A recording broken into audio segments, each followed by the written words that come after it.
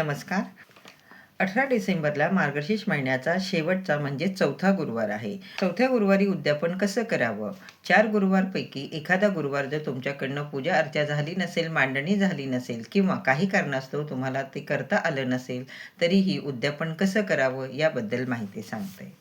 एखादा गुरुवार काही कारणास्तव तुम्ही केला नसेल, तरीही तुम्ही चौथ्या गुरुवारी उद्यापन करू शकता. चौथ्या गुरुवारी तुम्ही बाहेरगावी असाल किंवा मासिक धर्म असेल किंवा अजून काही कारण असेल तर तुम्ही पौष महिन्यात उद्यापन केलं तरीही चालतं. उद्यापन गुरुवारी करावं. दुसऱ्या दिवशी अमावस्या सुरू होते. मांडणी उचलून घ्यावी. तुम्ही सुवासिनीला जेवू घालू शकता. 1, 3, 5 या क्रमाने सुवासिनी भोजन तुम्ही करू शकता. तुमच्या घरात उद्यापन असेल, तुम्हाला कोणी जेवायला बोलवलं असेल तर तुम्ही जाऊ शकता.